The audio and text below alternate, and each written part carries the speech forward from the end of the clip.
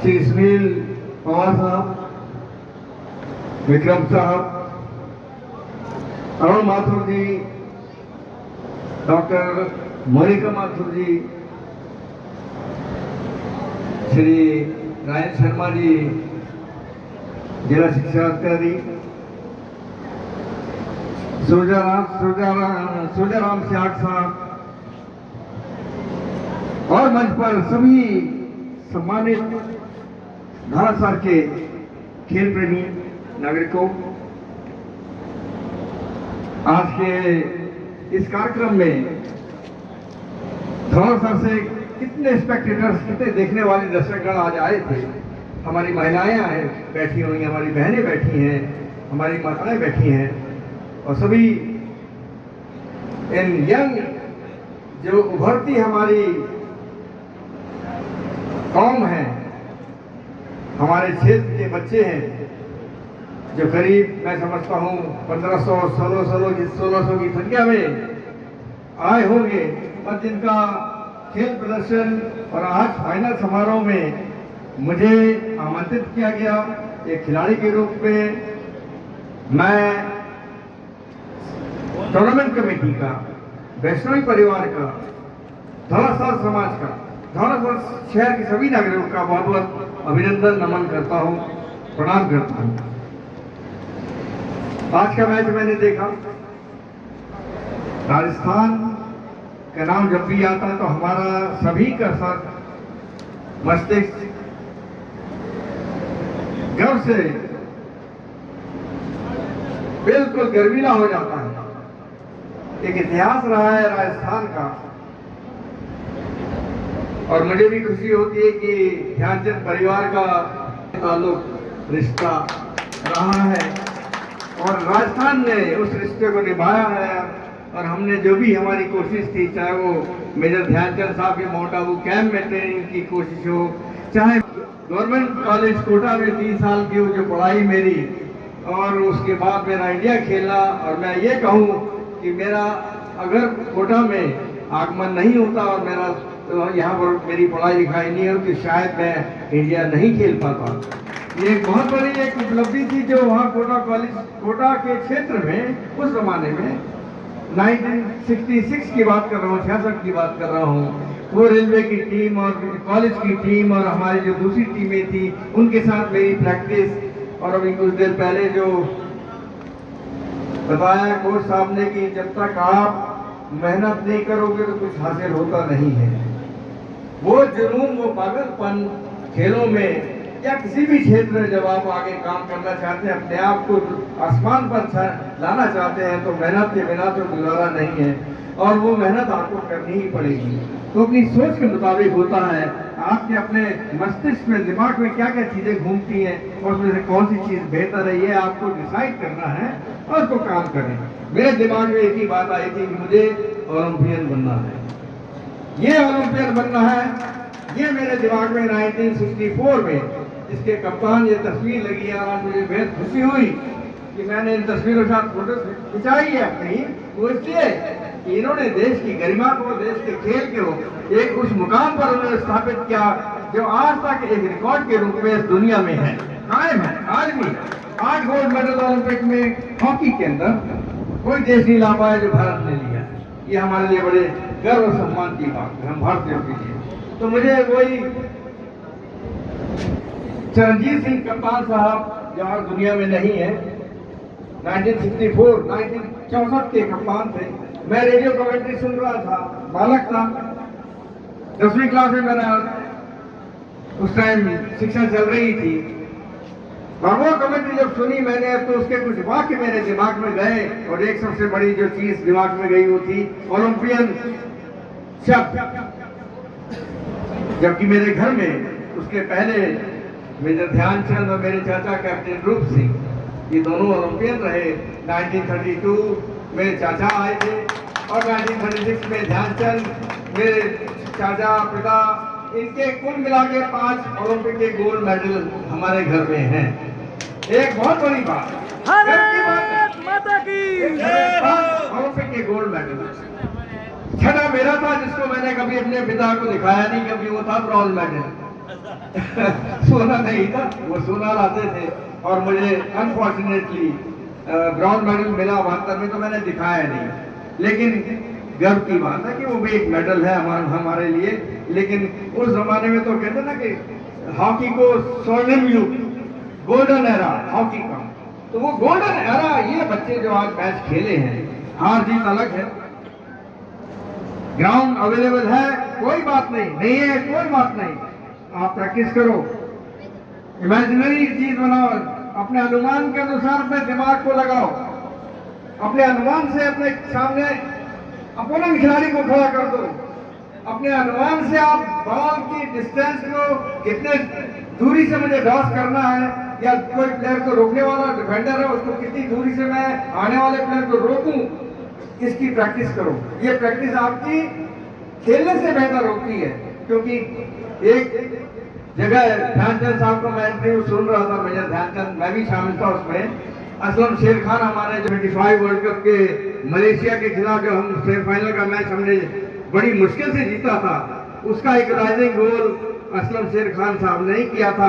अगर वो गोल सेमीफाइनल में नहीं करते तो हमारी टीम फाइनल में नहीं पहुंचती, और फाइनल में जब हम खेले हैं और वो विजयी गोल अगर मेरे से नहीं होता तो शायद हम ना जीत पाते। तो ये चीजें ऐसी हैं जो एक गर्व करने वाली है, घमंड नहीं, इन बातों का घमंड नहीं, गर्व। और गर्व इसलिए होता है कि ये परंपरा हमारी चलती रहे, क्योंकि देश में परंपराएं जो हैं वो बहुत बड़ा हमारा एक महत्वपूर्ण हिस्सा है जिंदगी का, लाइफ का।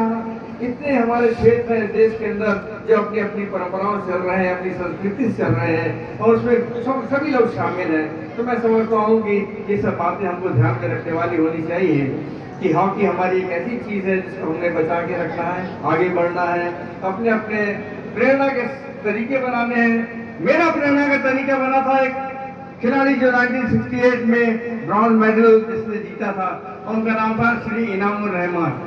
मैं बड़े प्राउड के साथ बोलता हूँ कि मैंने कभी उनको देखा नहीं था, उससे पहले नाम सुना था, उनकी हॉकी के बारे में मैंने सुना था कि वो ऐसे खेलते हैं, दो बॉलों के साथ ड्रिबलिंग करते हैं, उनके बॉल का रखने का या फेंकने का स्टाइल ऐसा है। उसको इमेजिन करके मैंने अपनी प्रैक्टिस शुरू करी, छत के ऊपर, सड़क के ऊपर, छोटे छोटे रास्तों के ऊपर, ग्राउंड के ऊपर।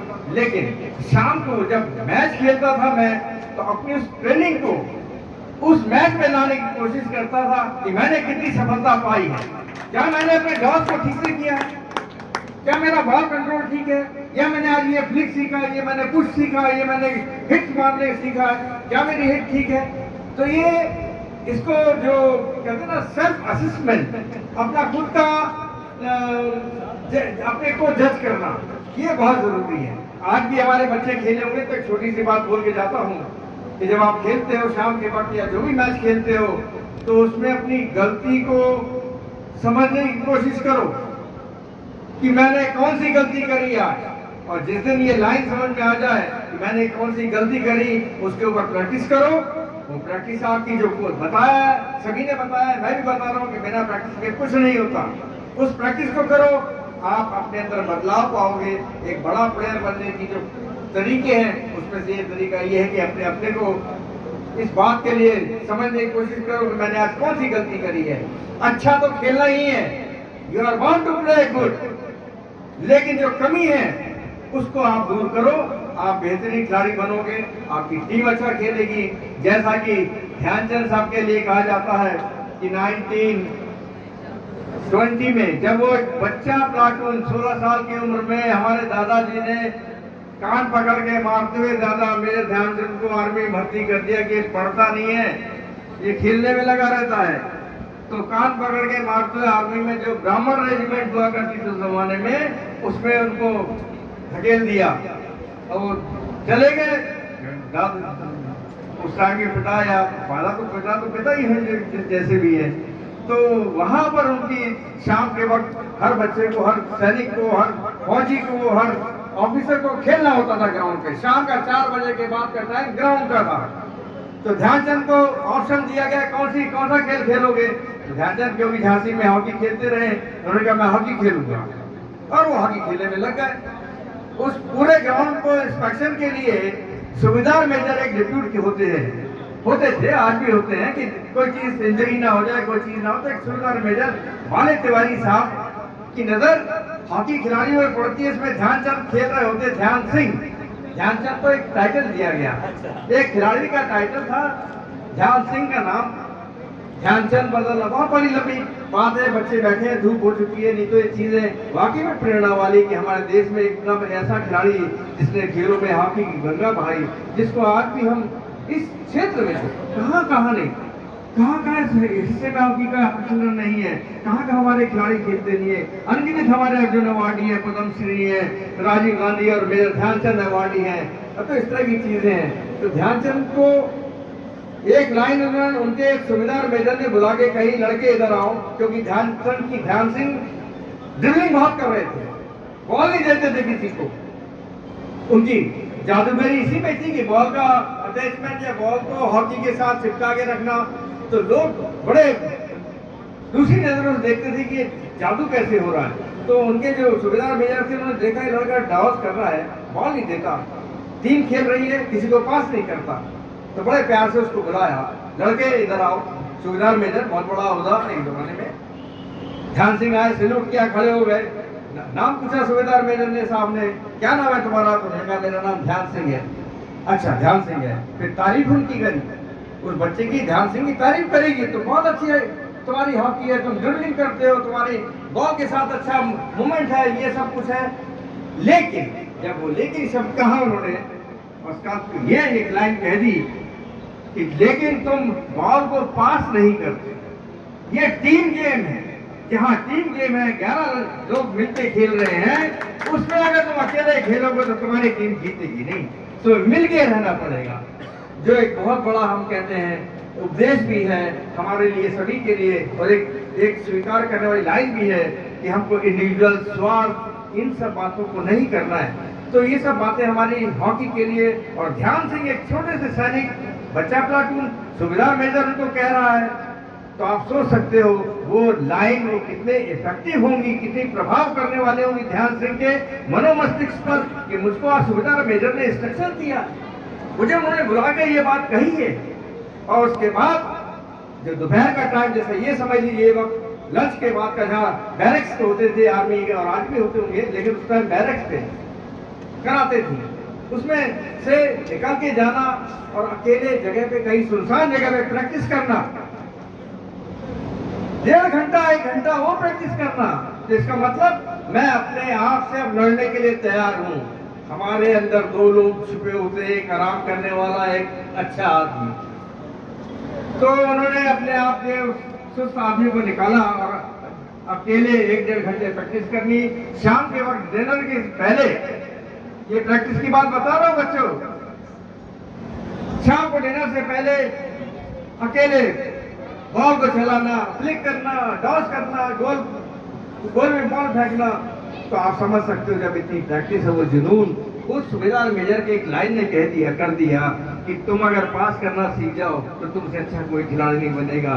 और उस लाइन पर देखिए कितना अच्छा, एक पूरे दुनिया को, भारत को तो मिला ही एक ध्यानचंद जैसा एक हमारा खिलाड़ी। वो मेरे परिवार से नहीं, वो देश के परिवार से, वो देश का। उसके बाद लाइन बढ़ती चली गई, हमको मेडल्स मिलते चले गए। भारत का नाम कोई जानता नहीं था 1928 में, 1926 में भारत का नाम खेलों में, ओलंपिक्स के अंदर अंग्रेजी अखबारों ने निकालना शुरू किया और भारत को एक सम्मान मिला। हम डिवाइडेड थे, हमारे राजा रजवाड़े थे, हम सब जानते हैं इस बात को, कहानी को। लेकिन 36 की एक लाइन के बाद बोल के खत्म कर दूंगा मैं कि 1936 के ओलंपिक में जब भारत की टीम जा रही थी, सोचिए किसने पैसा दिया होगा? आज भी भामाशाह है।